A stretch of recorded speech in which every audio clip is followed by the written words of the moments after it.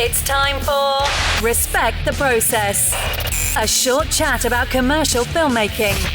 Here's your host, director Jordan Brady.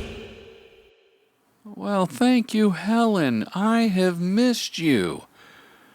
Listeners, it is the 29th of August. It's late, and I have been on hiatus from the podcast because I've been working back to back, and don't I feel grateful for the work. We have at truegent.tv, you can see every director's fine work. We have been packaging production with post, doing some client direct work where we're heavily involved with ideation, which was not the way things have been. This is kind of it's new territory for me.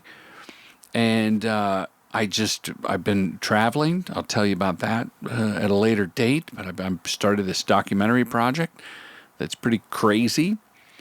And I had to put the podcast on the back burner. This interview with director Lars Timmermann is a very special episode, and I've been sitting on it. I think, Helen, didn't we talk to Lars back like in late June, early July? And my apologies, but I find that the conversation, when it's in the digital WAV file on the Dropbox and Jake Brady's playing with it like a master sommelier, just smelling the good bits, and because the conversation ferments over time, it gets better and better. So these are timeless classics. This one today, Lars is whimsical. He has a techno drive to capture the imagination. And like myself, he does tests. Not just test, Helen, to win a job, but even when he has a job, to build confidence in the plan he's about to do. So we were we were brothers in arms with the test. And he does everything from stop motion puppetry. We talk about the cultural differences, directing, in the United States versus over there in Europe, where you're from, Helen. Is England part of Europe? I can't keep it straight. Anyway, you're going to love my chat with Lars. And, I thought about calling this season 3. Actually, it was Amir Singh as a director who was on the show years back. We were Instagram chatting. It's still just texting, right? It's a different platform. But he was like, call it season 3. So thank you for that idea. This is season 3, episode 1 of season 3. What is it like? We're like many years into this. But Susan Monroe, who is the editor and founder at Hybrid Collective, is coming up. Oh my gosh, directors, people on the agency side. We have so many great interviews. I'm happy to kick off season 3. It works, doesn't it, Helen? With Lars. The retreat is almost sold out, and it's shaping up to be great. There's a couple spots left. I haven't been promoting because I know a couple of you are hovering around those last few spots. We're going to meet September 26th, check in. We have a showcase that night, a greet and howdy with the filmmakers. Friday morning, we have a seminar workshop. We're going to have discussion groups. It's all about finding our voice as filmmakers. I think it's a lot to do with passion projects. And I have a new case study I'm going to share. By the way, Friday morning, I'm offering everybody the Magic Mind, because the Magic Mind people have supplied the retreat with enough Magic Mind to keep us hopped up Friday, Saturday, Sunday morning when we depart. One of my favorite things is the hike Saturday into the Joshua Tree National Park, where it's a continued discussion about work while you're walking around this crazy, like going back into prehistoric times, this park, these big rock formations that jut out of the earth, and you're talking about how to pitch. It's kind of crazy, but I love it. And then Saturday night, we have the faux fire circle. There are no fires allowed out in the desert last several years because of the drought. But I have a faux fire pit that fools the mind. You actually approach these LED lights hoping to get warmth out of them. And you don't, but the mind thinks that you do. And that's where we let our minds go. We share stories, pass the talking stick around. And then Sunday we have breakfast and hug everybody goodbye. Great group of people. I've been doing the onboarding calls since really July, like 3 of them last week with the filmmakers that are coming out. And it's just a kind of a little get to know exactly what you want to get out of the retreat, where you're at in your career, and swapping stories. It's like foreplay is what it is for the retreat. Yes, the online classes are still available, and if you've taken them, you get a discount for the retreat. Same with the boot camp, you get a hefty discount. So DM me if you're interested in gobbling up one of the last couple of seats. And I promise I will be more regular, both in my personal life. That's TMI, Helen. TMI, that I'm regular. But with the posting, because we're back with season 3. I'm going to try to do it weekly, and I might drop a couple of episodes per week for the next few weeks to get caught up, because there's just some wonderful, wonderful conversations. Okay, let's cue up. What's that, Helen? What? Oh, no, I talked about Magic Mind. Yes, it keeps you in flow state. It gets your brain going. It's better than a second cup of coffee. I drink the capsule, the shot. They say to like chug it. I kind of do it in 3 little sips that I like, and I like the taste. But it's got all the vitamin Bs, the ashwagandha, the lion's mane mushroom, and ceremonial grade matcha, which I thought was a marketing ploy. And my wife said, no, that's a thing. And I Googled it. So the ceremonial grade matcha, that's what gives you the kick. That's what's got the caffeine, the good caffeine. I guess there's like cholesterol, there's a couple of types of caffeine. Okay, that's it. Let's get to Lars. No, Helen, no more interruptions. Let's get to Lars. Cue it up. You know what I love, Lars? Tell me. Other than your work, and it's that you sent me homework. You sent me a TikTok. You sent me a behind the scenes page. You sent me your website.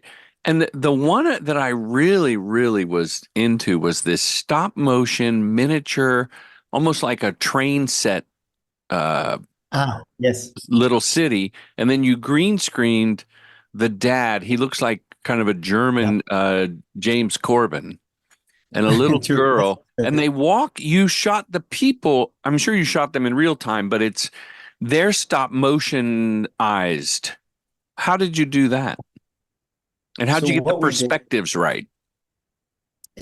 so this was a very technical job, and I think it's really hard sometimes when you have these motion control technical jobs and you're thinking so much of how to do it that, sometimes if you don't do it right, you lose a little bit of the magic, the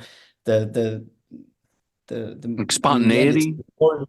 Yeah, and also, the actors sometimes all they focus on is moving a certain way. So and then we were working with kids. The ad you're referring to is for Märklin, which is a German miniature train company. I mean, Oh, if you are good. into trains, I mean this is the they've been around for a long time, and they do one Christmas ad every year. So this time they wanted to get father and daughter playing on one of those miniature sets, and then they wanted to get them in the film. And what we did is we built the sets. So we had all these miniature sets. They were built to shoot. So it wasn't like one big, if you would have gone there as a kid, you would have not had a lot of fun, because these were just layers of, There were there was some segments. foreground. Exactly, exactly. But in itself, they were all working and everything. And there was people from Märklin there. They are these absolute nerds. The company's in the Black Forest. And again, they've been around for hundreds of years, and they're, loved all over the world. And they have the people working there, obviously, they're masterminds in building these Train miniatures. geeks. Absolute geeks. And, usually you would get, your own art directors and prop makers. But in this case, we could use theirs. And we built these sets and we shot them with the motion control. So we had, all the information and all the moves, and then we just scaled it up by, I don't know the figures, let's say probably 20 times, 25 times. And then we replicated the moves with our actors in front of green screen. And the stop motion effect was done by shooting everything, let me get this right, about 4 times slower than we actually had it in the film. So when they were walking pretty slowly. They And they didn't were, fake walk slow. They walked normal, no, but no, you they shot at fake high walked speed. You shot at a high no, frame rate. we shot it, no, we shot it in less. We shot it in like 8 frames a second, and they were moving slowly. So when we sped it up Okay, in real gotcha. time, then we got this kind of, because this was basically, I mean, when I first, started off with this project, I really wanted to do them all in stop motion. So I really wanted that pixelation effect, when Yeah, the you people like stuttered. absolutely. And this is really nice ad by, I know it's for Twinning Tea Company. I don't know who did it, but I know there's a behind the scenes. And it's about this woman. She walks around. It's kind of similar. I think it's a world made of tea leaves and the product, and they're really having her walk kind of on different apple boxes. So she has that, and it's pixelation. It's technically like stop motion. And obviously, I wanted to do this at first, but we had also the 8-year-old actress, and there was no way that we could Sure. work along with her. I mean, you have kids 3 hours on set or Germany something has like this. labor laws with kids. You don't have that? Of course we do. Yeah, they're like Okay, because tyrants, these teachers, and pesky state laws. Yeah, you can't work with kids for more than so many hours, and they have to do some school. and I don't understand. They learn on set, Yeah, no, yeah, what the rights and wrongs of the world. But actually, I just shot in Copenhagen a few weeks ago for, I'm not going to say the brand, but it was a kids commercial, and you can shoot 8 hours there with kids. You yeah. can They have them they eight don't hours. care. They don't care in Denmark. And the Swiss also. It's Is weird, no? I Copenhagen in mean, Denmark? Just so I don't sound like an idiot, Lars. it's Denmark. No, no, Okay, that was phew, absolutely. phew. Okay, wait, back up, because there's a couple Yeah, of things here. So I was wrong. You didn't shoot high speed. You shot low speed so that they yeah. would, but they were in fake slow motion, which I use and have a patent on the technique. It's called FOMO, Okay. faux Explain. slow mo. So you have the actor do FOMO, and then you're filming them at a low rate. So when it's played back at normal speed, it would be fast and jittery. Yeah, So exactly. the actors had to even emotions in FOMO, like Absolutely. smile. Oh, that's funny. Look, and the toughest thing for kids obviously is they can do the slow motion walk, and obviously it's going to be a bit off, but that's the fun of it, and I think that works in the film quite well. But it's looking because they always get distracted by something. Yeah. So They look in the my lens too. they look in the lens. They kind of like, how long are we still? Has it already been 4 seconds? So and then you can't really use the take. But I had a great head of animation, who worked with the scalings, and he would just carry a stick around with a tennis ball on it, and he would just, while we're Will doing the guide take, their eye line. guide her, and it worked super well. Obviously, you can't do a lot of takes because they all take about 4 or 5 times longer than you would usually Right. have. But no, but with the motion control, everything else is correct. The timing is correct. Everything was scaled right. How It's did you fun. And figure then out how did you figure out the mathematic equation, like just trial and error, or you knew the scale? Let's say the trains are HO scale. I'm making that up, right? yeah, it's true. It's H0. Yeah. HO scale. That's like the most popular train set. Yeah. Yeah. So then you knew mathematically that a 5 foot 11 man in HO scale is mathematically, 7 centimeters or whatever it is. Exactly. So then you scaled up the lensing accordingly. Absolutely. Yeah. And then And on set you had a like a switcher, a compositor to like the VTR could show you the background.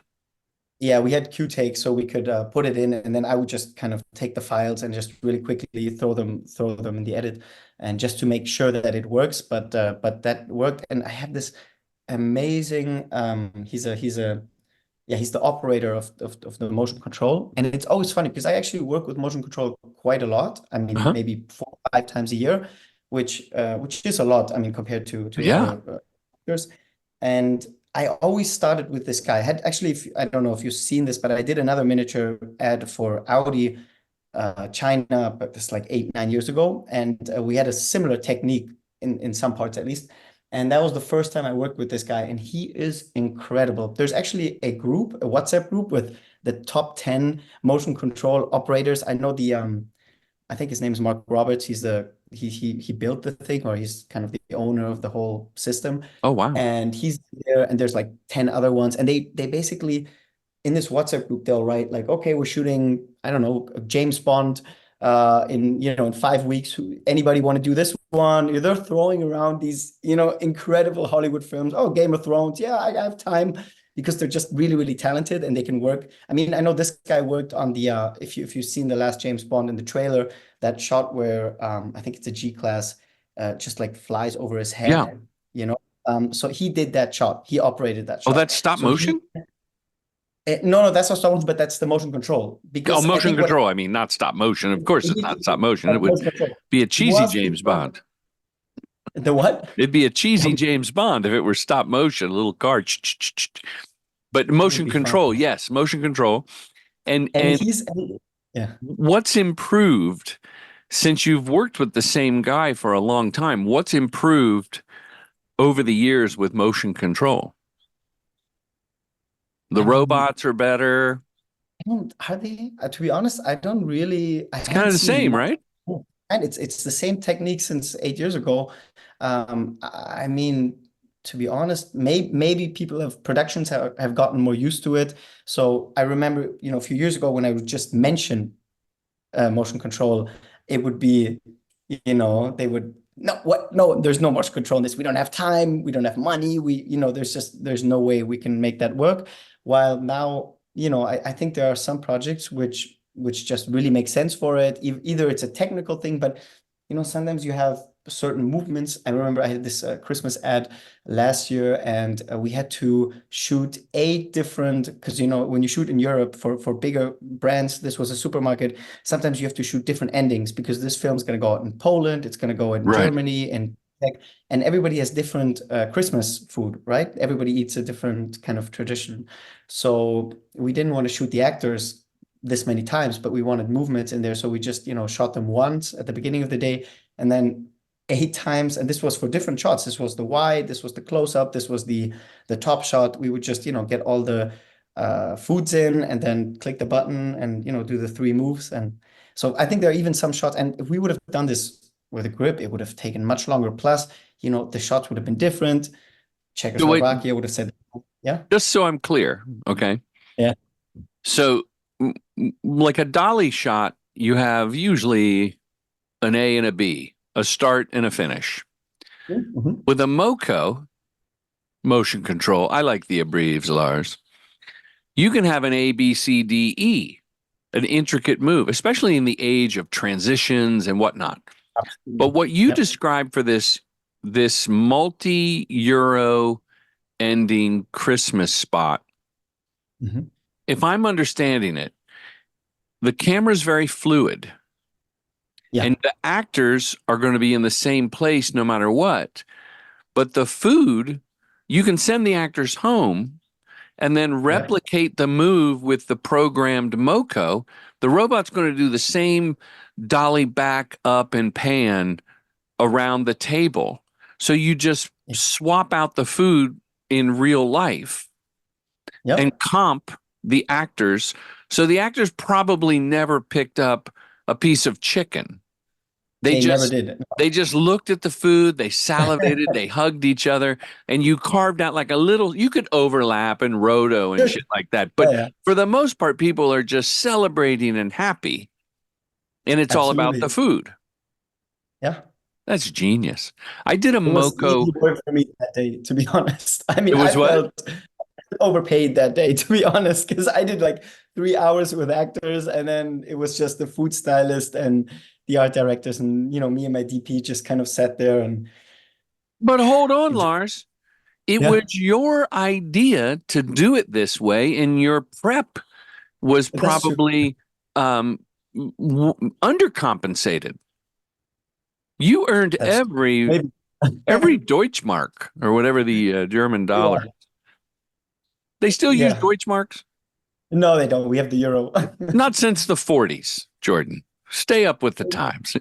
I mean, come on. You know that Copenhagen is in Denmark. Yeah, I'm pretty You good. actually said centimeters. I was impressed by that. That was for you. I Yes, you are a man of international business, I would say. You know, my Have you been to sister, Germany? I No, have say been to Germany. My little sister lives in Haltern, which Haltern. is Haltern. It's north of Dusseldorf, maybe I an know. hour by train or 10 minutes if my brother-in-law drives his Porsche on the Autobahn. That's He true. goes like And 300 miles an hour, which I don't know what have that you is in go? kilometers. That is 300 miles an hour. That would be even Well, too fast for I'm the joking. Autobahn, I I'm think. kidding, Lars. But no, have you been on the Autobahn? Have you enjoyed that Yes, yes. My race brother-in-law to Joe freedom? drove me on it was insane. I was white knuckling, like just right up on a car's ass. Honk honk. The guy got out of the way. He kept going. The Autobahn is a little bit like that's our Second Amendment in Germany. Don't Yeah. touch the Autobahn. That's, don't, you're only gonna lose. Yeah, those Guns Germans and are really fast car cars. fanatics. Lars, the Bosch, like a Bosch commercial, there's a few of them that you've done. Yeah. Mhm. And the one I saw is in English The one with the puppets, yeah. with the puppets. Yeah. So tell me about that. Is that a US job? That was a UK job. So there's two with puppets, but the other one's pretty new. So I think you're referring to the one with the different ones, right? There's a bear, there's a talking Yes. tree. Yes. So Very this was whimsical. That's what led me to the Spike Lee reference. Not Spike Lee, Spike Jones reference, whereas the effects, practical effects and digital effects and even the stop motion control was the Gondry reference. Those those those spots led me to that. But I think, both of these spots, and you notice they have this magical moment. It's either when you see those miniature sets or you have special props or, something which has been custom made. It's everybody. I mean, me, the DPs, the art directors, but the clients, the agency, everybody has these kids' eyes, and that happens with these miniature worlds, but this also happened obviously with these puppets because we shot that film in South Africa. I think it was last year, I believe, and we had amazing puppeteers. Aren't they magical And people? it's Puppeteers? incredible. I love working with puppets. It's so cool.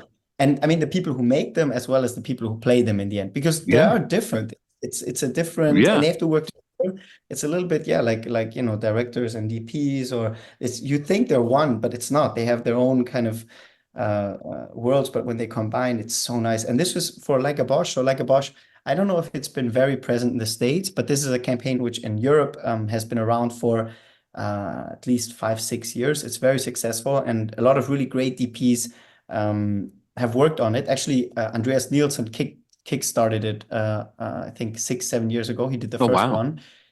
He paved the way for many other directors like me who got to play with it. And it's a really nice concept. It's always the same song. I mean, it's, changing a little bit here and there. In this case, we had a kind of more a puppet friendly version, so it was a bit more groovy. This was done by a UK agency.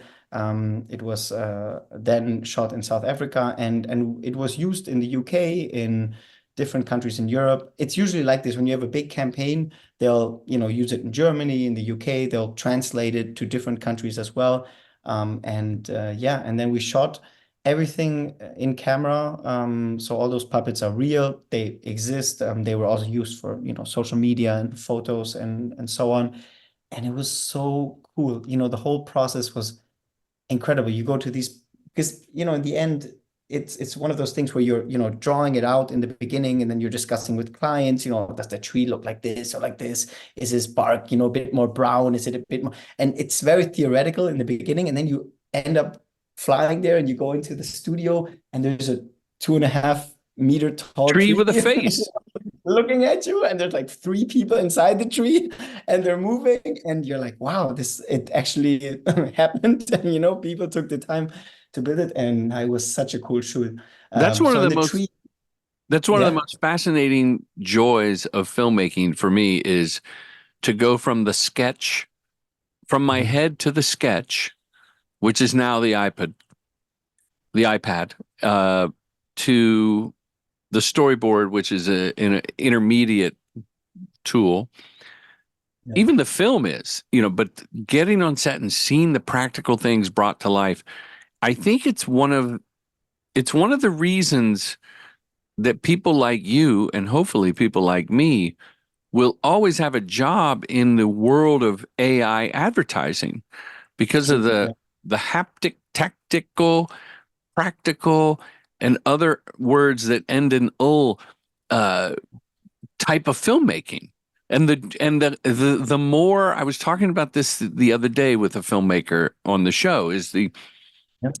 the the context of knowing the audience knowing that's real. The audience Yeah. going, "Oh my gosh, did you see the one with the puppets and the talking raccoon and the tree Yeah. and the bear?" Like they really did that.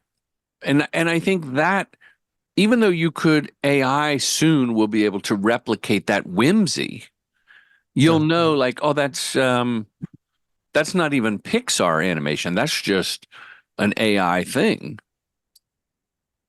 Absolutely. And I think, you know, a lot of the things which then happen when you have these huge costumes and you have the talking tree, because it's real, there will be mistakes. There will be moments when the tree is off. And obviously, you can fix, if you feel like you have to fix it in post, if you want to kind of put two shots together and everything, you can do it. But sometimes, and I'm actually just learning this. I mean, I've been doing it for a while now, but I notice more and more that sometimes if you're gonna go through all that trouble and building these things, you might want to leave in one or two mistakes because in the end, that for some reason is going to sell it more than if you Yeah. perfect it, right? The eye line 100% correct, or if you get the paw perfect. I mean, I remember even for the raccoons, because you mentioned them, the clients wanted to lose the sticks, so we had sticks in, and I know we lost them in the end, and for them it was important. But I even, said, let's keep them in, keep the sticks in, let people see that. I mean, obviously they are puppets, but let's make them a bit more puppet like. So those will, I think, especially with AI now, there will be a trend because either we're gonna really make it very believable, we build it, we feel it, and that really has to be sold, or you're gonna do it in AI or Right. in CG, because Lars, there's I nothing, there's in between. Yeah. Lars, I had the same fight. And I don't mean fight like fisticuffs, there was no anger, but I had the same push a few years ago. We shot a guy. It was for Kaiser Permanente, a healthcare, hospital. And he's sitting in this tree that's clearly a fake tree against a painted backdrop, like an old Hollywood backdrop. And the branch from the tree, he's supposed to be way up there, so his feet are dangling. A branch from the tree comes into frame and wraps around him and hugs his body. And he grabs the branch and's like, oh, he's acknowledging that the branch has come in like it's a sentient creature, this tree. And my whole thing was leave the wire in. The wire is just as important as knowing that that's a painted backdrop and that that's a fake tree. Like we clearly are not, our world is, I mean, this is pre Barbie, but it's that idea. We're in a whimsical land. And the client said, no, we should take out the wires. And I think it hurt it because now you're introducing a different kind of magic. Yeah. One is people magic, and the Yeah. other is Mhm. like, oh, that's digital magic. Absolutely. And That's I why you go to the lost. theater. Like they're Yeah. gone.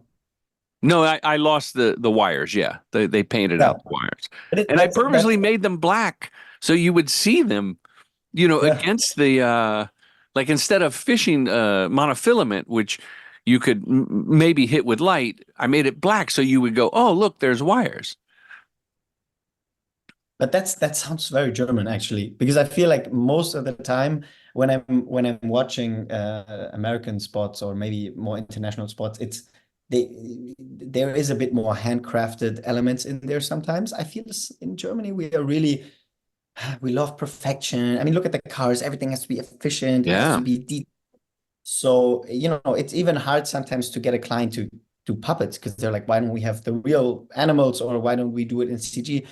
Because you have to really teach them that the mistakes are actually the things that are going to make it fun and believable and so on. But yeah, that's very true. Like I feel like now with this whole change in AI, we film is only going to be relevant when you feel that there's something real there.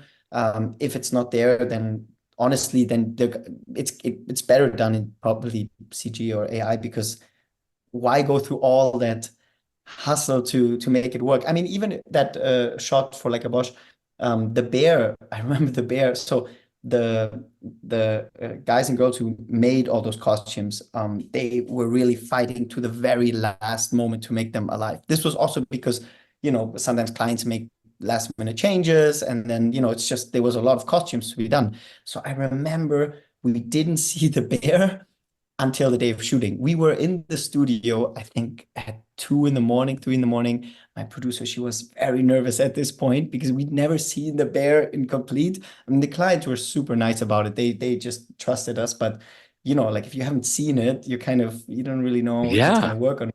And on the day of the shoot, the bear comes and he looks great and his eyes are moving and they put so much detail into it, which we didn't even ask for. I just told them make the mouth move, make the eyes move, make him left and right. So you have a guy with a remote control doing all that. But they added in all these details that you couldn't honestly see in the film because it was too short. But the ears could move and the eyes, like the what's it called, the eyebrows could Eyebrows. move. Yeah. So strong details, but there was so much technology in this head, and we were shooting in the South African summer, and it got super hot. And the guy in there, I mean, he was really handling it so well. He was really fit, but he was sweating and he was super hot. And again, all those electrodes going Oh, yeah. around. That made it hotter. And he basically fainted in one of those shots as he was running. He just, you know, fell over and we all run there and we take off, the head and he's just for 2 seconds he was gone. And then obviously we had to get him out and get him some water and a fan. There was a fan in there, by the way, Yeah. but it was Sure. just Sure. too much, all the heat, all the batteries, everything heating up. Please tell And me that him falling and fainting running is in the commercial. yeah, of course no, it's not in the commercial, but of Oh, course we have it. We have it's it in the in behind some the scenes. Yeah. scene. Yeah, yeah, it's there somewhere. But yeah, that's what I like. And also, I mean, I don't know if clients are gonna be willing to pay for this, but I always feel like when you have these, wonderful sets and these props and so on, the moment the client comes on set and he sees it and he sees where his money's gone and everybody starts taking pictures, that's when I know the commercial is going to be great, right? Because when people start, photographing themselves with a really big, I don't know, calculator Sure. or, Sure. hair, and then like, okay, there's something there. I always feel excited about those days, because Lars, it's gonna be good. I'm going to give you a pro tip. And this is, you do everything so wonderfully. I don't think there's much more I can help you with except this tip. On the shooting schedule, schedule the photograph with the agency and client on the set. Yep. That's a pro tip right there. That's a good one, isn't it? You know why? Because sometimes we broom that set in the middle of the day to make room for the other thing. And so get them on that set. They paid for that set. Your client, like she wants to show everyone back at work or put it on her Instagram. Absolutely. No, but I have to say I do that, especially because On the as you schedule? On the shooting schedule? no, I just always what I do is whenever I feel like I have to, have to be at a good time and everything, but then I will usually mention to the producer, look, I think, we're going to be done with the shot in 5 minutes. Get everybody out of the client tent. I think this is the set that they're gonna want to Oh, make the good, picture. good. And the funny because the Christmas commercial I just mentioned, with the With the robot. foods, yeah, and uh, the robot. I just shot it, the 2024 version of it a week ago in Poland, and it was the same here. We had these wonderful sets, like a funky Christmas kitchen, and actually we were a little bit behind in time, and I had to say to my DP, look, we're gonna have to make that next shot a bit quicker because, as you said, that picture of everybody, the client, the agency on that wonderful set, that's going to be in all the Christmas newsletters. Yeah. That's going to go on all the Christmas LinkedIn. 17 And countries. hey, that's the best. I mean, that's the best advertising for yourself because you've made a great experience for everybody. And as you said, that is what they pay for. But actually, one funny thing about the CG AI discussion. So this film we did last year, where we had those different food shots for each country, it performed really well in their testing. So basically, they said we want to do kind of the same thing this year again. There was only one scene which didn't perform as good as the others. And this was a shot where there was always a transition happening for every scene. There's always, we're in the supermarket, the lady grabs something, and then the whole set, changes, and we're in her house, and she's in the living room, and she's doing something there. And in this case, that was the only set we didn't build because for some reason, time, money, I don't know. We built all the other sets. We built the kitchens, we built the gardens, we built the living rooms, but we didn't build the living room because that was the one we didn't build. We had green screen, and the post did a great job. They bought a living room, and we had some elements, props, but it wasn't the whole thing. And at the end, it didn't feel right. And there was everything there. We had great post company, we had budget, but something about it felt off. So we actually now reshot that scene because they want to use the old film again, but we reshot it by basically building the living room that we didn't build last year. And I just found it so funny that, even now with all the possibilities you have, for some reason, that old living room just didn't feel 100% believable. It didn't feel warm and Christmassy. That was basically the feedback from the testing. Something about it felt cold. And it's true because the walls, there was no fireplace. It was just something off. But I don't know, with AI, I think the technique is a bit different, right? Because now AI is technically just, it's not CG anymore. It's just kind of taking a lot of, really. Yeah, it's kind of CG. It's just not, it's a step removed from the human. Like in many ways, CG is better than AI because CG is very specific to the challenge at hand. Right? Yeah. CG is a human executing a task. And I'm sure there's AI tools involved with manipulating the CG. So I don't know that they're that different, or are they're not mutually exclusive. True. Yeah, because I always thought that maybe if you just give the AI, 100 beautifully lit, warm, cozy living rooms, that yeah, sure. If you gave it the prompt, it would give you well, even Premiere can generate B-roll based on your footage. It's not out for the public that I know of yet, but I've seen the demo like several months ago. So soon, yeah, you'll say living room to match our commercial. And it will reference what you shot. And then it'll reference 1,000 living rooms, and it'll give you, X amount of options. But I think a CG artist will have to go in and, just like I would Photoshop an AI generated image for a treatment. Like I would, to me, it's like cutting your losses of time investment. Sure, AI makes an image, put it in a treatment, but I'm not going to prompt all day to get the exact thing. I'll just bring it into Photoshop and manipulate it however I need to. But that's a whole nother discussion. Hey, it's me, Jake, the editor of the show. If you're thinking of joining this year's filmmaker retreat in Joshua Tree, well, get off your ass and sign up. It's September 26th through 29th. And J Tree is a gorgeous place to recharge your creative juices.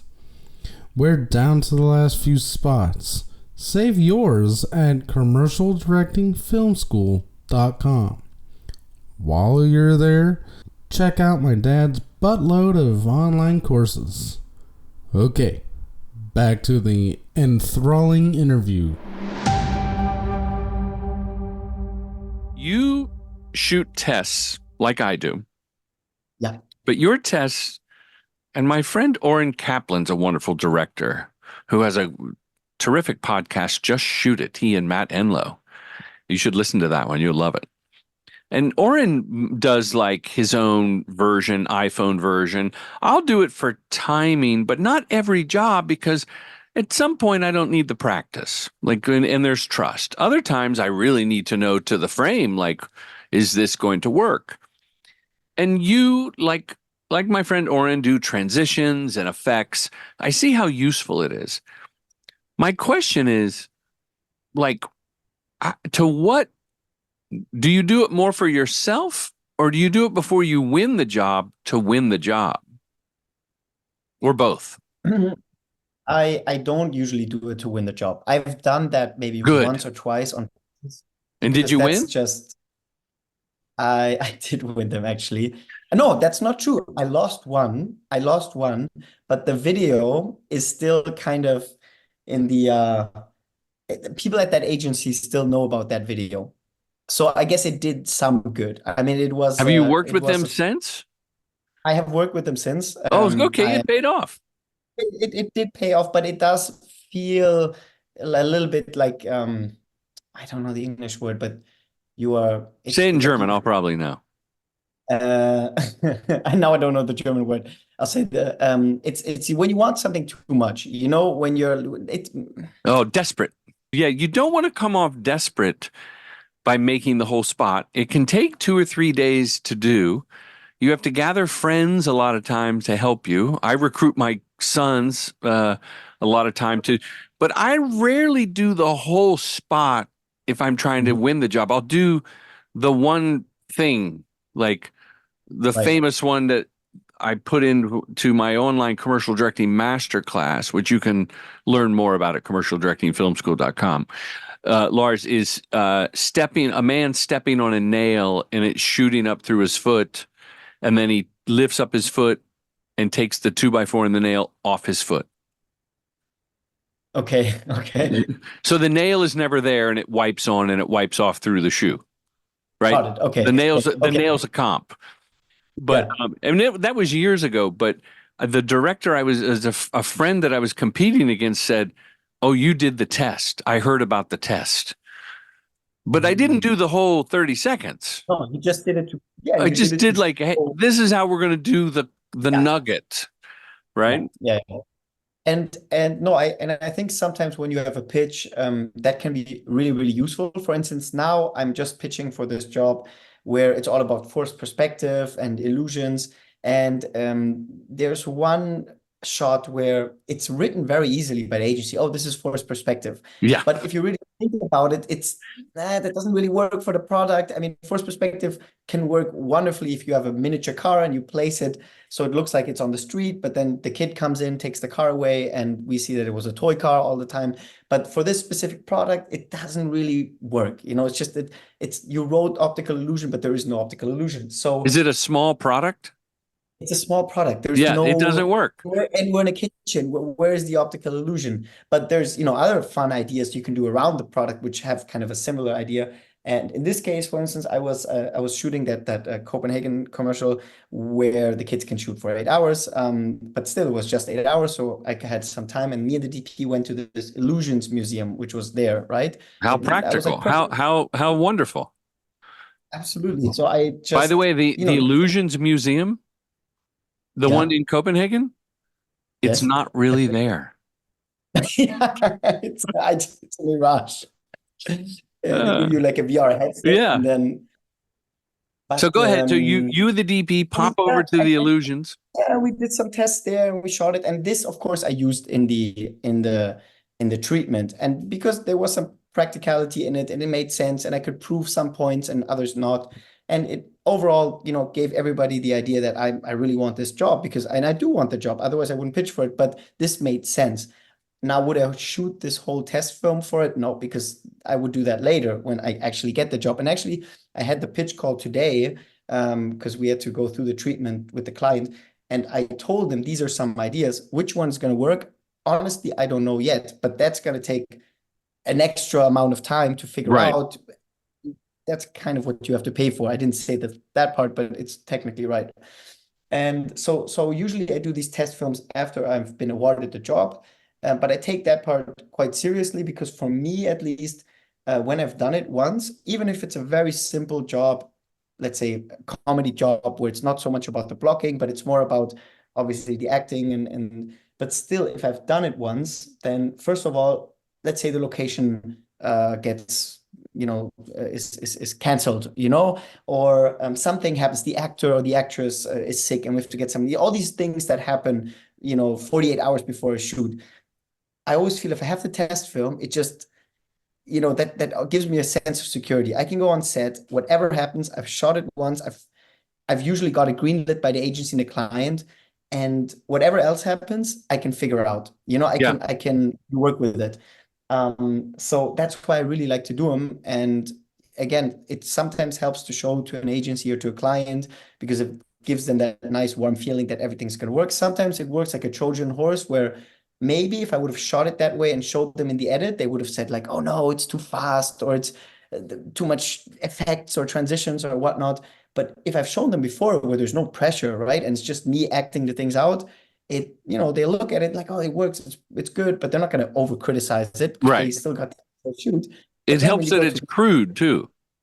Exactly. Don't make it too good. Sometimes DPs ask me if they should bring, like a kind of different camera or a Leica or even some DPs have a Red or a Alexa. No, just the phone. No, make it on the phone. It has to look jittery because otherwise, first of all, they're going to ask why we're shooting this, but also it makes it kind of that nice amateur touch, which again gets certain ideas through. And so that has a benefit in itself. And yeah, for me at least, in the beginning when I started doing it, then I think it was for me more like an exercise, like training, right? Before I go to the game. Muscle memory. Muscle memory, and it gives you the chance to shoot it twice or three times before actually shooting it. Because what I hated was when I would be in the edit and you're like, man, why didn't we get that close up, or why did we shoot that detail? And actually now I even send all that footage, especially if it's a comedy spot, something which is not edited exactly on point with right. I'll send it to my editor and I'll have him booked half a day maybe, and he'll arrange it already, or she will. Because then sometimes the editor will tell me, even with my footage, they'll be like, that works, but make sure on the shoot that, you get some moments which are faster spoken, or like he'll give me some insight, which I would have never thought about. And that also helps on the shooting day. I mean, it really is good. And now I feel sometimes I have some clients and they're so used to it. If I wouldn't do it, it would feel like I'm not giving Lars, that's one of the things that I was thinking about before we jumped on this interview was, how do I politely tell Lars, you're raising the bar and now everyone's going to expect a test? Because I feel like my tests were good and have inspired others to do tests when trying to book a job. But then after you get it, to map it all out and show it like, oh, now I got to do that just to stay competitive. I hope agencies don't expect it from everyone, because some jobs don't require it. And again, I think there's a trust. Like, I don't need to practice the wide shot, the coverage. It's the core bit of the gag or forced perspective or whatever. I want to know, like, to the lens what that is, but I don't want to do the whole spot. There was something else you reminded me. I know what it was. I had the same conversation with an agency when I got on the phone, and I didn't get the job, but I said, and I think because I told him it won't work. You have a little product that you want to make seem big. Okay. But then there's nowhere to go. Right? It's the optical illusion. It's the large thing. So if you have an orange juice and you want to make the orange juice container look big, you can go outside and put it next to the Eiffel Tower. but and then the Eiffel Tower could be revealed to be little, but is that really the bit? You want something big that you place far away to Yeah. look small, or vice versa. And I've done that gag quite a bit. Um, it's funny because now those are easily in on TikTok. Like people do all that kinds of things that were difficult at one point 5 years ago are now commonplace. But the other thing I was going to tell you is I was up for a job where comedy comedy dialogue where the one person played herself and five of her personality traits. So she would wear different costumes, right? And so that's been done. Like there's Flo from Progressive, if you've ever seen that. She's played her Yeah, of mom course. and sister and father and thing like that. And Eddie Murphy in The Clumps or one of those movies long ago. And people have done that where the one actor plays it. And to me, the important thing was undercutting the dialogue and under like overlapping dialogue preceding the cut with the other character so they could dovetail the dialogue. That to me was more important than any of us working could put them in different costumes and figure out the blocking. Right? Lars Yeah, is because you have to nodding lay it out and is, once. yeah, it's easy. So Yeah. I did it in my office with an iPhone and I was pretty good. Like I acted in it as you do in yours. And I knew to pause to let myself do it. And I just did it in my head. Like I wrote like a quick little script and I put it together. And there were a couple split screens, like the two shot. But that technical craft, I think any director could do. It was the timing of the 15 seconds. And I didn't do their script. I did my own explainer welcoming. This is the important thing to know about this bit. Didn't even get bid. Didn't even Okay. get the short list, right? Make the short list. But like 3 weeks later, I got the nicest note from the agency creatives saying, hey, because I saw on my, database of spots that I send out, the reel, I could see the reel was getting watched a whole bunch of times, 27 times. And finally, the creative team, like 3 weeks later, wrote me this nice letter saying, hey, we went a different way. I didn't want you to think your work was unnoticed. We really appreciate it. Uh, and they didn't tell me why, not me, but I thought that was nice. And I hope that someday they'll go, that guy was resourceful and knew his shit. Let's Yeah. give him a call and bid on this job. It's only been a few months. But I have hope. I live with a positive outlook.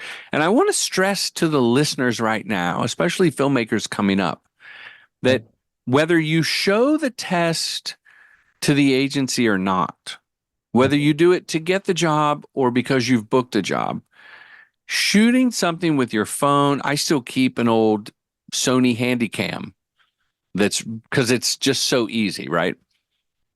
Shooting a test for yourself that builds the confidence in, okay, I know what the hell I'm doing. My plan is solid. It's going to work. And then all the magic that happens on the real shoot day is just plussing what you've done. And no one can say that won't work. You'll go, oh yeah, it works. I did it. And you can show them on your phone. And actually, because it may have sounded earlier like, I was doing this mostly for clients or agency, that's a part of it. But it's actually, as you said, it's first of all, I really love doing it. For me, this is the funnest part. I even said a few years ago when the AI stuff was coming out, I said to my DP, maybe at one point we'll just be doing this and then we'll just throw this in the machine, and It'll then spit it something will out. come of it. And honestly, I mean, of course, I like sets and the people and everything, but that part where I'm just doing it on the iPhone, I'm trying out stuff, that's super fun. And I take it serious to that extent that, for instance, I did this commercial, American football commercial a few month ago, and I don't know a lot about American football. I'm, German football, not American football. So obviously I've seen a lot of commercials and films, but that's kind of my knowledge of football. So we went to a local football team here in Vienna, and we just shot with them. We kind of told the coach what I wanted, and they were like really into it. They thought it was fun. We actually ended up casting a bunch of their players because they were just, perfect at doing what we wanted. Well, you And gave them an American football instead of a soccer ball? we gave them they had the American football. Oh, they did. Oh, they played. They were proper American football players. Yeah. Oh, gotcha. I thought you meant they were a soccer team that you enlisted. No. They were football players, and Gotcha. we did the blocking with them, and the coach would tell me like this and this is how you have to do it. In your film you want it to look like that, but that doesn't make any sense if you would actually like that wouldn't be a natural play. And that whole process of shooting on the iPhone for me was just kind of getting into that world. So then again, when we were shooting it, when the agency asked me, is this a proper move? I said, yeah, because we've talked about it with a real coach. With real players, yeah. So yeah, I love that process. It's fun. Also, it's good for all other departments. Sometimes I still don't get why not everybody sees this test film, because then, I've done it and I'll go to the tech recce and I'll show it to everybody. But usually I'll ask the producers to send them to everybody on the crew, because everybody can kind of see what's happening. And then even on the shoot day, when somebody comes like, okay, what's the next shot? Where do I need to address it? I take out the phone and I save those 5 minutes of energy of explaining by just showing them like, oh, okay, I see it's only this wide, or it's, I see. And that really helps as well. I remember once, again, this was an ad where not everybody had seen it. Maybe the gaffer hadn't seen it. I mean, the head ofs, I'm not expecting everybody to see it, but kind of everybody who's in a head of position. And I got a little bit frustrated, and I said to the producer, look, tomorrow morning, I just want everybody to have seen that 30-second thing, not asking to read the scripts, the treatments or anything, just that 30-second commercial.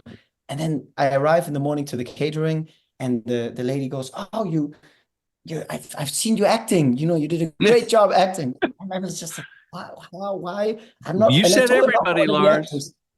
And then I said, why? So no, I saw your film. And then it turned out, as you said, she sent it to literally the catering.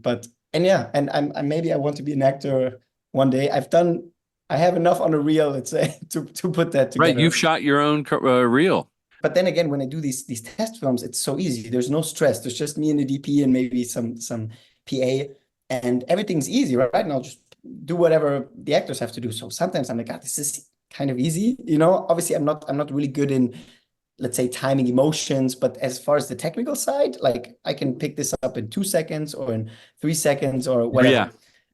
And then I remember I did this thing a few weeks ago for the Euro Cup, and we had to shoot in a supermarket a lot of commercials. These were like talking head comedy things, but this was like 5 films a day, like a really high pace. And there was basically no time for anything going wrong. And we had our main actors, and they were great, and I rehearsed with them, but there was a few featured extras, and one it wasn't working because he had to react to somebody who was not there because she was going to be put in post. Long story short, he couldn't get the blocking right, and we really were on a tight schedule. Let me guess. Lars jumps in. I jump in, right? I asked the AD, do you think it would make sense if I do it? And he's like, yeah, I think at this point, because we'll just be shooting. So I said, okay, I go to styling really quick, give me a jacket, hair, makeup, just put it on.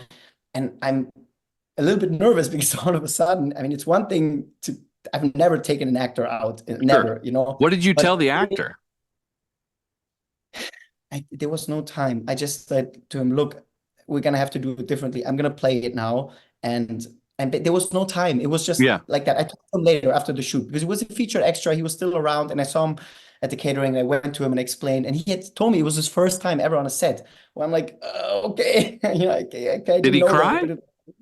No, it was fine. He said it was okay. We had him in like 1 or 2 other shots, so it was okay. But for this one, I did it. And then all of a sudden, there's all these people looking at you and the lights. And I have to tell you, it took me another 10 takes doing it. And I was like saying to myself, but I did it in the test one, but I couldn't get the timing right either, which, double stressed me out. The only difference being was I didn't have to say, cut and explain to somebody what he did wrong. You could just roll. We do it again. I just roll again. But I have to say, there's a difference between doing it on an iPhone in front of two people and a proper film set and clients and everybody. So I have to say, that taught me a valuable lesson, you know. I had a similar situation. The commercial was a montage of things, of dangerous things happening. Okay.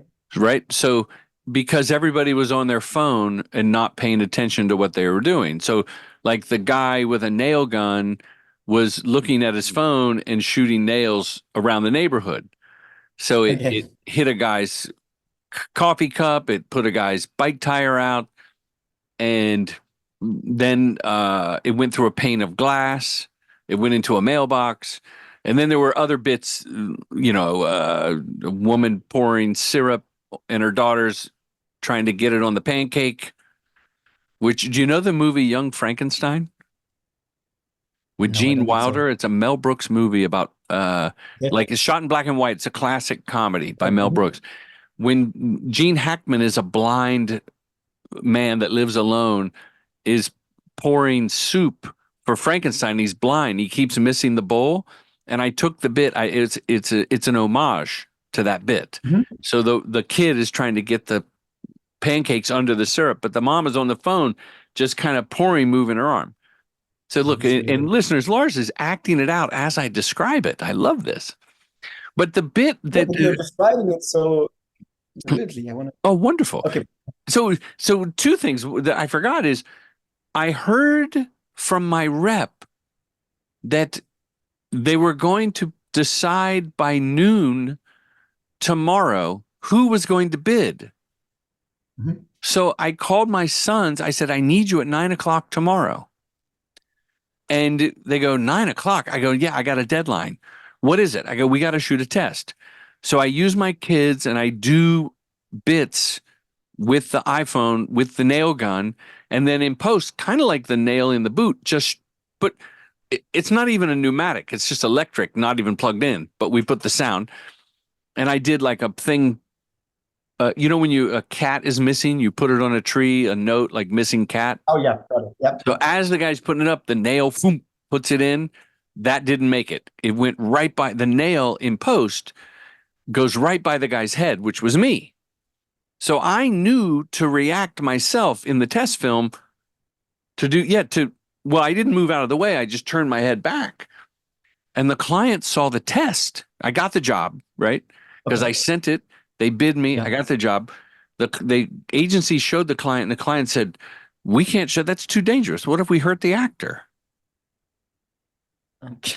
And the Okay. agency said, no, it's movie magic.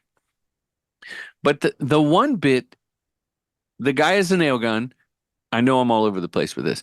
It hits a piece of glass, okay, Right. in a window. And then the guy in the house reveals himself from behind the curtain and looks out the window, right? Mhm, mhm. So the DP and I seem to be the only people that understood. I just wanted one pane of glass, right, on a C-stand with black Right. behind it, Yeah. and Yeah. put a kiddie pool underneath to collect the glass. And we shot it with a slingshot, like a marble Okay. or a rock, right? I don't think we And this used was a real real nail glass, gun. What's that? but it was real glass, and the actor was behind it. No. Black, just black Ah, duvetine. black. So you could post. Right. We're Got going to it. Yeah, comp yeah. and post. But we Right, right. shot it like we shot it the same distance, maybe a little closer, and the same inclination of camera to pane of glass as actor camera pane of glass, right? Yep. And Yep. they're like, who's going to do it? And we had a bunch of actors, and we could have recycled someone, but I said, no, I'll do it. Because you may cut before the guy reveals himself. It's just a window. Yeah. But if I do it, I know exactly where the camera and lens is. And I know to hit in a window has many little frames, right? It Yeah. wasn't one big window. It was a window frame like tic-tac-toe. Yeah. So I knew I could hit the mark and with my eyes just look over and then we would cut. So I did 2 takes, and I also knew like the DP kind of inched me with my eye line so the glare wouldn't hit and all that.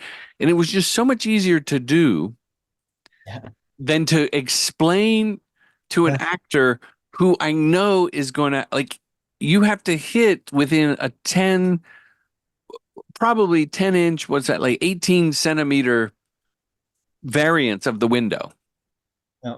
And I No, even that's did so. one backwards where I started in frame, did the eyes, and scooted out. But we didn't use that. Long story. That was long story. Needed a better ending. But the spot was fabulous, and I made the cut. Very good. And that was So, my acting commercial debut. have you done any on-set Yes. Yeah. appearances? Yeah. Or, Yeah. I've done I a few things like just jump in and do, but mostly reactions, nonverbal reactions. And I do this because, I mean, first of all, sometimes, people say, yeah, you should do it. It'd be fun if you play it. But it's still, work. I have to look, and there'll be double the time because I have to look at the Yeah. take, I have to play. And I don't like myself seeing. Even when I did that performance in the supermarket, I just kept asking my DP, "Is it good? Is it good?" And he said, "You want to look at it?" I said, "No, I don't. I don't want to see it. Just if it's good or not." So I don't want to see it. But then I also had this job recently, and it was about there was supposed to be one additional shot. There was an additional shot where somebody had to be at the cashier and pick up a phone, and there was these huge discussions about the buyouts and who are we going to get? Can we use another actor that we had Yeah. in the scene? But it didn't make sense. And I was just kind of actually listening to it because I wasn't really involved in the conversation. I think we had the fitting going on, but I just hear it and it was so complicated. Yeah, but we can't get somebody. Do we get one of the extras? What do we pay? Where at some point I said, look, it's a shot from the back. There's a guy holding the phone. I can do it. And I'm really good at timing. So if you tell me the higher, lower, the DP, he can basically say, okay, Lars, do it. Because you know the lens. So exactly. I Yeah. know exactly how it's supposed to be positioned. And we don't have to pay an extra person for this. I don't want to have any of the other actors do it because they're in that place for other reasons. And again, it will be faster if I do it. So I have had a lot of these things. I've been a lot of hand models for You have lovely hands. players and tennis players and so on. I have very generic hands. They work for all sort of things. But sometimes, yeah, and I love doing it. And in the end, sometimes Feels hands on, it's no pun intended. what? No pun intended. It's hands on. You're part of the yet another. It gives a nice also to everybody. I know in America it's a little bit different because I know you are much more strict about what every position gets to do or not. Yeah. At least that's Not always. Yeah. But in Europe it's much everything is a little bit more easier when it comes to this. And sometimes to a certain point, if you do it too much, people think you're doing not your job, but everybody else's. Egomaniac. Yeah. Exactly. Oh, Lars wants to be in another one. Yeah. So that's actually that was my biggest fear when I swapped the guy. Not that I couldn't deliver, but everybody now thinking, here he is and he wants to. Yeah, wielding his power. Just did it for efficiency in that moment. But I think if it's done right, it can also motivate everybody, on set. And the test film, same thing. If you show to your gaffer, the guy, who takes everything, there's a certain kind of group and a crew, and you show them yourself kind of acting like a clown or doing some funny things, it just gets everybody a bit more relaxed, and hopefully the right spirit kind of that you had doing the test kind of translates to the set, ideally. I want to know about Lars and his desire to do something beyond a commercial. Because when I talk to you the past hour and so many minutes, it's very passionate. It's very obvious how passionate you are about commercials. Mm-hmm.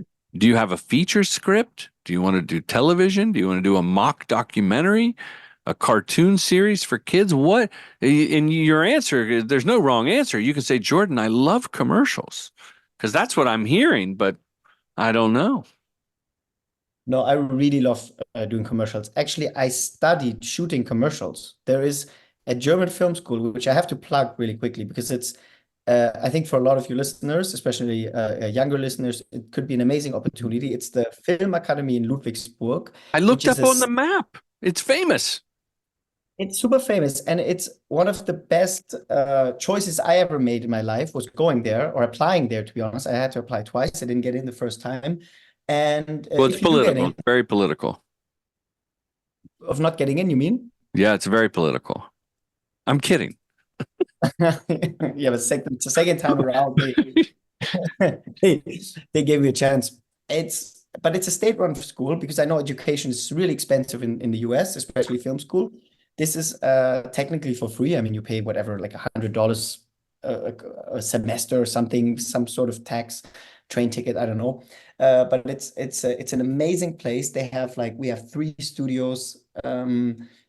Like the gear they have there is like I've never seen a gear house like this anywhere else. I mean, they've like, I don't know, 12 Alexas and just everything you could want for. And they have about 150 students every year who come in, all different departments, editing, screenwriting, art direction, music, sound design. So basically you form your own it's like a studio in its own way, right? And you kind of every year, as your productions get bigger, you start with short films, or in my case, it was like kind of spec spots, and you build your way up, and you really make connections with DPs and editors that I still work with most of the time.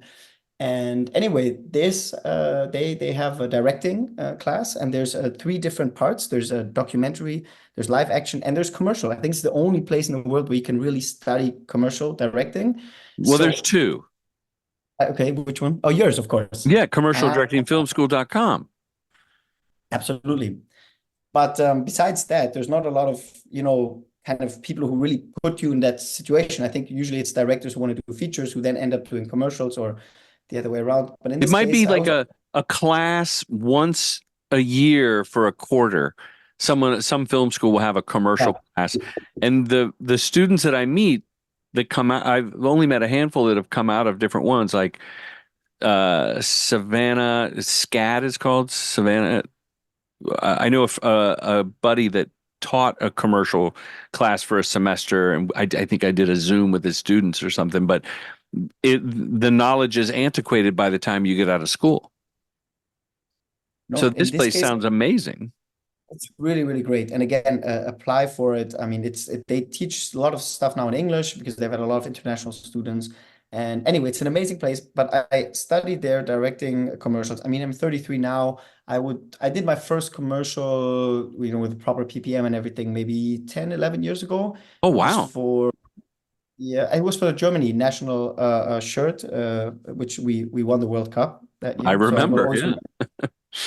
it was 2013 because 2014 was the World Cup, and it basically took me, I think, till 1 or 2 years ago to really feel like I have perfected my craft to a certain extent. Of course, you still learn everything, but now I really feel like, okay, I can go in full confidence on a set, and I have ideas, and I'm really happy at that place where I'm now, and it took me a while to get there. So I'm enjoying it. Obviously, you always have to do something next. Otherwise, probably you get bored. Maybe not now, but maybe in 2 or 3 years. So yeah, I think doing a feature would be really nice, really fun. Sometimes I do music videos, which in a way feel a little bit like this because you're a bit more passionately in it because you have to also do a little bit more yourself. And maybe it's also funny, like I'm doing a music video in 8 days. And I always feel like I have to brief the band. I always feel like I owe them like a PPM or like all these information, and they're not asking for it. And every And time they I don't do speak, know. they don't know. They're like, okay, thanks, but we're completely fine with coming to set, that day and just figuring it out. So that's different, obviously. And I could only imagine that maybe doing a longer format would give you a little bit more freedom like this. I don't know. Maybe there's other people involved who want to It depends talk on into it. there's so many genres. Like if you're hired for a film, or if you write, direct it, and raise the money independently, or you're plugged into a studio system, they're all different scenarios. I find personally that commercials allow, with the right trust from the agency, allow you the most freedom, the shortest turnaround time, a guarantee that it's going to be seen by somebody, Absolutely. right? Yep. Then that to me, and just the if you're passionate about it, it's to me very fulfilling. It's the intersection of art and commerce, of craft and artistic expression. So I love it, and I felt that this whole conversation from you, and I don't know if you would like spending a year and a half of your life on a feature film. You I might get can see bored. You it. have a little ADD. And I love, these characters you meet, these clients, I love them. They're all different in their own way. And you go on these like field trips, and sometimes it's a lot. And again, I just came back from 3.5 weeks of this. It was 2 spots we did back to back, different countries, different productions. And sometimes I go, like, I need a few minutes to take a breath and just have some normal thing around. But in general, I really love it. I love, getting on a plane. I mean, you live in LA, so you probably shoot a lot in LA, but for us, it's always I never shoot in Berlin.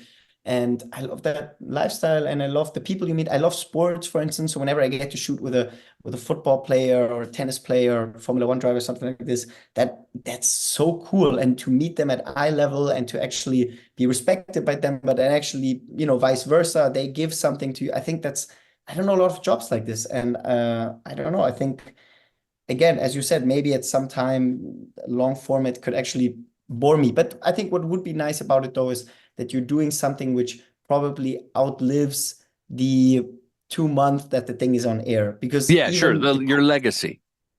I mean, I now was the Cannes Awards, and maybe it's also like a generational thing, but I see the Cannes Awards and I'm like, okay, but then next year there's got to be another one, and there will be an amazing work there as well. But I mean, look at the Cannes roll from 5 years ago. You look at it and yeah, Does okay, it hold up? it usually doesn't, I think. I mean, the good Yeah. ideas still do, but something about it. But then if you watch a film from Michel Gondry, which is 15 years ago, Mood Indigo or Signs of Sleep or something, it still captivates you. And I think to do that at some point would be fun. But if you look at do you know Roy Anderson, the director? No. Swedish director. You will love it. He's like the Roy godfather. Anderson. Roy Anderson. So he's the godfather of comedy spots for me. His timing is incredible. Just go How on do you spell the YouTube last name? like Wes Anderson, but Oh, with Roy at the front. And there's like these reels, these compilations on YouTube, like the best of Roy Anderson commercials, and they're shot between like 1990 and 2002 or three. They're all in Scandinavia. It's usually a one shot.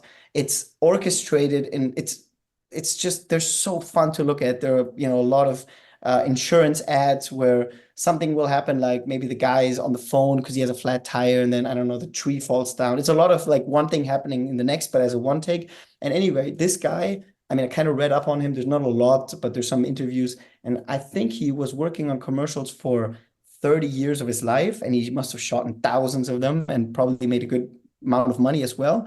And then for the last 10, 15 years, and he's probably in his 60s, 70s, maybe, yeah, something like that, he's doing these like really cool art house comedies. That's how I would describe them.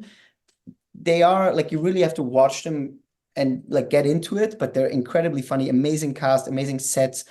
And he also uses a lot of false perspective on his sets. And I think he's financing them mostly through his own money. I'm sure at this point he gets grants. He's won yeah. like Cannes awards and everything. But I think like maybe it's not bad to just kind of shoot the commercials, and enjoy the process, enjoy the lifestyle, maybe make a little bit of money on the side as well. And then when you feel like you've done it, but then really do the one film, or like The one does this biggie. trilogy. Exactly. And also what I like about commercials as well, even now with the music videos, you at least, I don't want to, nobody owes me any favors, and I don't owe anybody any favors, but I can go to a DP and say, look, we've shot 3 commercials this year. Can you do this music video for free? Sure, I sure. can go to, like, people do it. And I could only imagine, maybe not on that level for a feature film, but maybe you want to do a short film or something. You can a little bit use those resources. We call that the favor bank. The favor bank, yeah. Yeah, you go to the favor bank, and and your friends know that you're going to treat them well, you're going to have a great time, and also that you're going to reward them with another job, like you're going to work. I've Yep. done No. a couple of shorts and produced a few shorts where I got my crew and they knew that in 2 or 3 months I would have a big job that would pay them back, not just another little one. Because sometimes a one-day comedy job in the States, the favor is saying, will you work on this low-budget commercial? Like even though it's a paid job, it's still somewhat of a favor for the level of crew that I want to recruit. And everyone says yes. And I think that's part of being just being a good person. People want to elaborate. Lars, I have to wrap up. The show is called Respect the Process. This is how we end the show. What does that mean to you, Lars Timmermann? So I think going back to what we discussed with the favors and the people around us, I would say respect, respect the people, everybody that you're involved with on the set. And that's, obviously a crew, that's everybody who had to wake up probably 2 hours before you, because, as a director, you're the last on set kind of, and you're the first to go, and just keep that in the back of your head. And, when you're done with the job, usually you have like a nice 3-4 days until the next thing comes. And usually the crew is kind of, they're on a next shoot and the next shoot. The electrician might, wrap up and then he has a few hours of sleep and then he goes to the next one because the overtime and everything doesn't, that's a different job. So respect those people, but then also, really respect your agency and your clients in a way that, because they are the ones paying for that. They are the ones who sometimes don't have the cinematic knowledge that you have. That's why we get paid to do it. But take them along, go into the tent. It took me a while sometimes to go into the tent, when something's maybe not working out, or you can start to hear, they want to just go in there, because it's easy to have the video village you're talking about. It's easy to just have the producer say, or go to the AD like, no, just go in there, explain to them what's going on, or tell them I don't have it yet from the actor, give me another 3 or 4 takes. But respect also means communicating and taking them serious and taking the creative serious. And even if maybe the client or the agency or something are like really tough on you, and they're kind of, I think, like respecting them, respecting what they're, also how much time they've probably spent with this script or this campaign, compared to how much time you've spent with them. And how much they're going to spend after you're done. Yeah, absolutely. They're the ones that are going to put it on air and get the metrics and have the cardboard cutouts of the tree puppet at the trade show. And if it doesn't perform, they're the ones on the line. You've gotten paid. You might not get the next one, but at least you're out of the picture. But they have to talk to their boss, so that boss has to. So just respecting, acknowledging that whole process will probably make your life easier, make the film better, and hopefully get you booked again. That's a great answer. Lars, tell us where, when people click on your name, they're listening to this podcast on, Apple Podcast or YouTube even now, and what's the other big one that I'm on? Spotify. And they click on Lars Timmermann. Do you want it to go to your website, your Instagram, Seven Senses? Where do you want it to go? No, I think Instagram is probably the best, to be honest, because then you can also write me. So yeah, it's or you can also Instagram Lars Timmermann, LarsTimmermann. I have a website, but I don't know websites. You will link on it to the Instagram. Sure. Well. TikTok, which is, I think it's called Framed by Lars, something like that. Maybe you can put it somewhere in the show notes. I'll put that on there too. It's been a great conversation, and enjoy your evening. Thank you so much. You too. Wow, that was a great conversation with Lars. Thank you, Lars. I put links in the show notes and at jordanbrady.com. And again, there's a couple spots left for the retreat. Hit me up, DM me. If you're a returning alum from the retreat, oh boy, do we have a special spot for you. And if I can help in any way, reach out. I'm easy to find. Thanks, everybody. Commercial Directing Film School's mission is to help filmmakers direct commercials professionally.